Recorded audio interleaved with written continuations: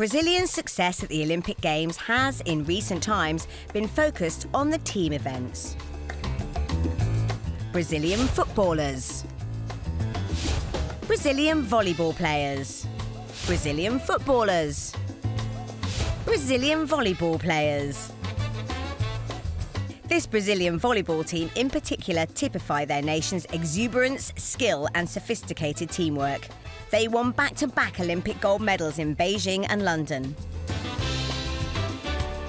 For the last Brazilian athlete to win consecutive gold medals, you have to go back to this man. Ademar Pereira da Silva from Brazil. Born into a poor family in Sao Paulo in the 1920s, the son of a railway worker, he dreamed of representing his home football team, Sao Paulo, until a German athletics coach, Dietrich Gerner, spotted his athletic talent and pushed da Silva towards the triple jump. Perhaps young Ademar was too much of an individual to be a team player, because the triple jump is the perfect pursuit for the single-minded athlete. Sometimes called the hop, skip and jump, the triple jump featured in the very first Olympic Games in Athens. The combination of speed, timing and strength is hard to coordinate and easy to get wrong. The 4 stages of the triple jump are all important. The approach is all about speed. The hop must carry forward the momentum. The skip sets up the final stage. The jump, propelling yourself as far forward as you can, both legs out in front of you for the landing. It takes a certain kind of athlete, capable of remarkable fluency and poise.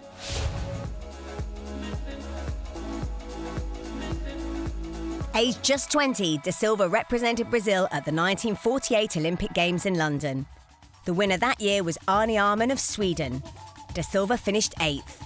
He was still learning his craft. He learnt well. In 1950, he equalled the world record with a jump of 16 metres, a mark that has stood since 1936. A year later, he won the Pan American Championship and extended the world record to 16.1 metres. An Olympic gold medal, however, was his key target.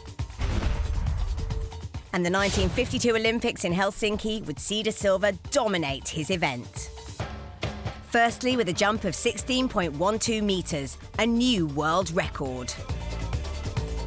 And then in the 5th round, where he bettered it again with a jump of 16.22 metres. He also passed 16 metres in 2 other rounds. Ademar Pereira da Silva not only wins the hop, step and jump title, but breaks the world record 4 times in a row. When the gold medal was confirmed, da Silva gave a lap of honour. An outstanding Olympic champion, he receives the enthusiastic tribute of the crowd. A talented linguist, he taught himself Finnish before the Games, and he conversed with the fans as he went around the stadium. There was no more popular athlete in track and field. Da Silva wins the gold. You've been working on that one for a while, haven't you? Da Silva wins the gold. Oh, that's too good. Da Silva's world record was not to last and was beaten the following year. Then came the 1956 Olympic Games in Melbourne, and da Silva was the undisputed world #1. But he'd face a challenge from an unlikely opponent. 25-year-old Icelander, Bijama Einarsson. In the 2nd round of the final, jumped nearly 18 inches further than he'd ever done before. A mighty jump of 16.26 metres.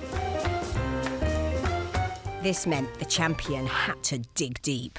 Defending champion, 29-year-old Ferreira da Silva. He appeared slightly rattled after the Icelander's mighty performance, and it wasn't until his last 3 jumps that da Silva showed his true greatness. Yes, 16.35 metres, a new Olympic record, and the gold medal to Brazil's Ferreira da Silva. And consolation for Einarsson, his silver was Iceland's first ever Olympic track and field medal. Iceland only had 2 competitors at this Games, and that they should win 1 medal is certainly a good effort. Da Silva, an Olympic legend, was the only Brazilian athlete to have won gold in 2 consecutive Olympics until the 2012 Games. There, the Brazilian women's volleyball squad defended their title. Ademar da Silva died in 2001, an icon of Brazilian and South American sport. Today, the Sao Paulo Football Club still wears 2 gold stars on their shirts in tribute to their greatest fan.